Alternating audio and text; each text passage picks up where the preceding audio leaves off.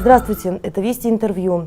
Сегодня гость программы – заслуженный деятель искусств Чувашии, композитор Андрей Галкин. Именно он написал музыку к новому балету «Аттила. Рождение легенды». Этот спектакль театр оперы и балета позиционирует как мировую премьеру. Здравствуйте, Андрей Петрович. Здравствуйте. Насколько я знаю, писать музыку пришлось в очень короткие сроки, да? Да. То есть где черпали вдохновение, ждали, когда оно придет, или вот так вот садились и работали?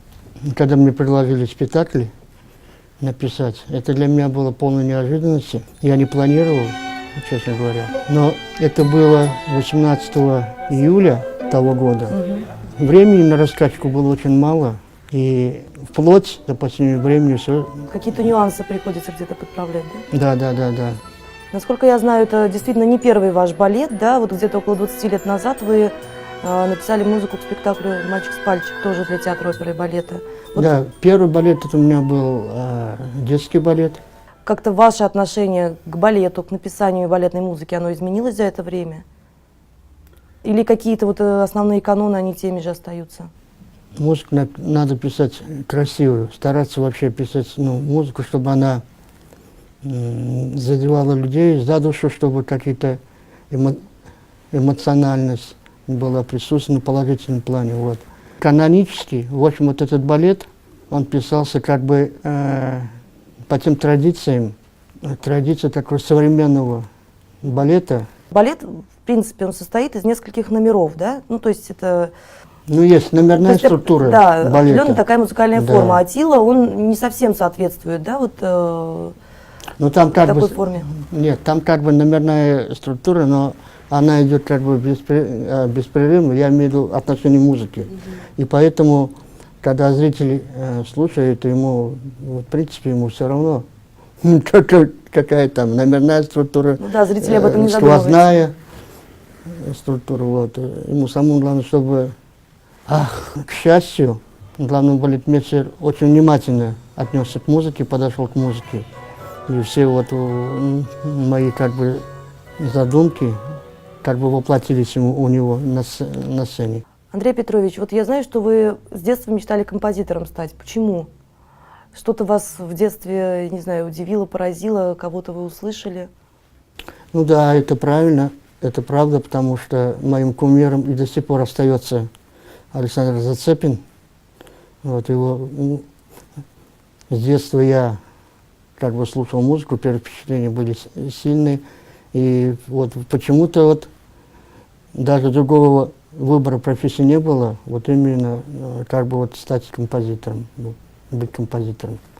И вот я как бы эту мечту свою осуществил, не разбрасываясь ни направо, ни налево, все только вот, чтобы стать композитором. Андрей Петрович, для многих вот Андрей Галкин – это композитор-песенник, который пишет музыку для эстрады, да?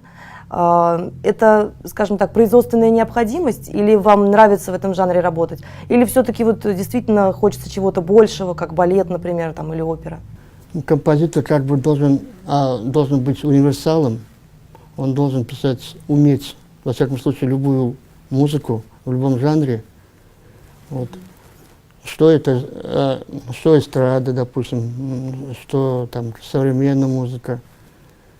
Вот, потому что он является как бы профессионалом в своей области. Другое дело, какое предпочтение он отдает. Или, допустим, эстрадной музыке, ближе ему это. Или вот серьезной музыке там. Вот. Ну, а лично вам, например, что ближе? Ближе это эстрадник, допустим, эстрадную музыку такую, в хорошем смысле слова. Но вот и серьезный жанр меня тоже очень увлекает. Я постоянно работаю в этом жанре. Вот. И кроме балета, ведь я еще пишу и инструментальную музыку, вот, серьезную, симфонический жанр. Недавно вот симфонию тоже написал, правда, одну часть, первую часть, планирую дальше завершать. Потом у меня есть симфоническая поэма, есть вокальный симфонический цикл, который я еще не дописал.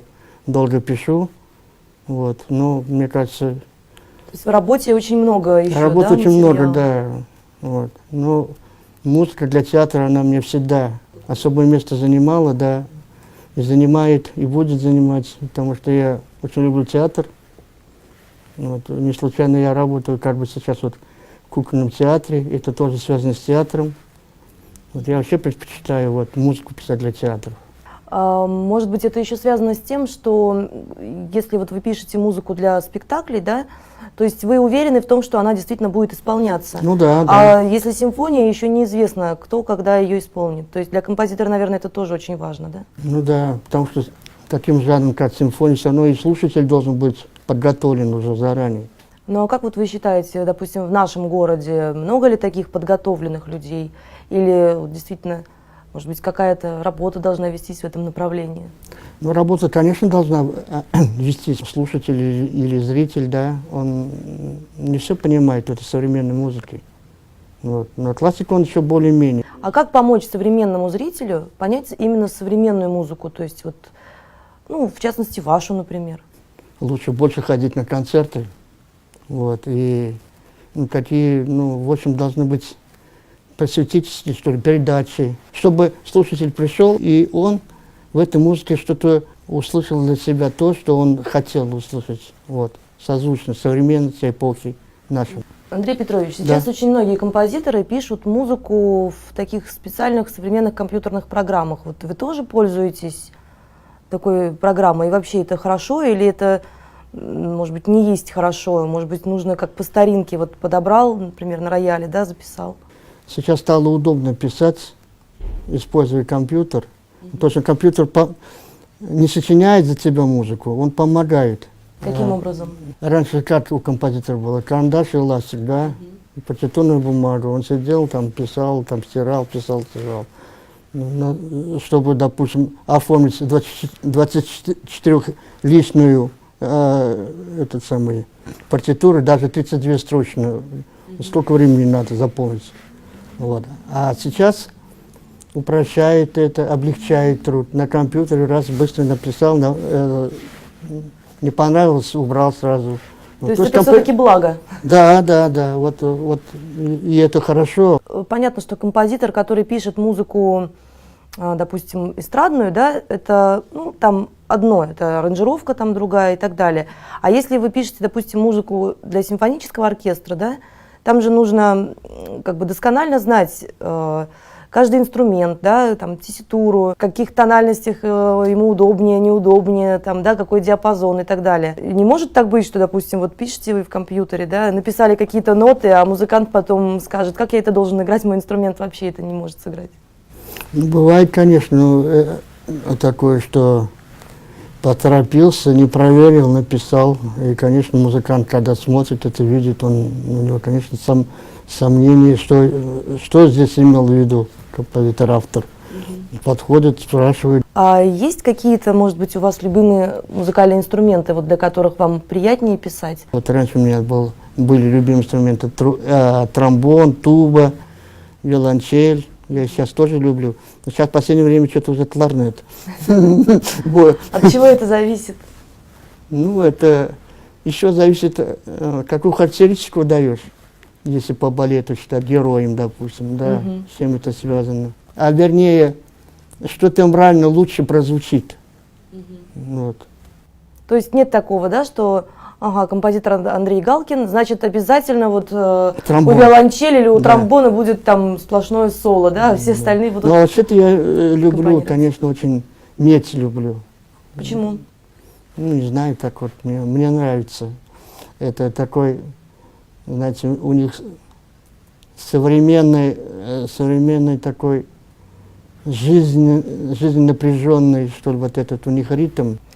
Если возвращаться опять же к балету Аттила, вот к этому премьерному спектаклю, насколько там музыка сложна? И понятна или непонятна? Она сложна и в то же время понятна.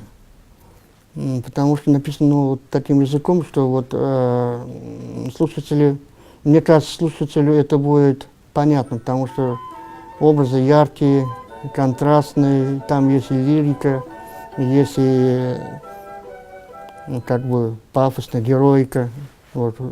Есть конфликт между героями, и в музыке это все отражается, отображается. Так что, мне кажется, зрителю будет понятно. Если обращаться к самому герою, да, то, в принципе, если вот посмотреть какие-то исторические источники там, да, или народные там эпосы, легенды, то очень двоякое отношение к Аттиле.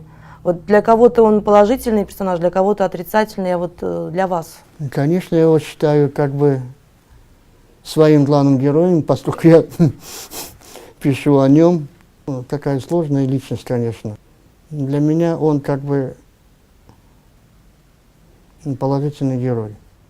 А вообще, в принципе, вот Аттила — это, допустим, человек, живший в V веке, да, сейчас у нас, опять же, 21-й, это такое А ничего не меняется. огромное по идее. расстояние. Ничего не меняется с человеком. Только меняется время, как бы вот.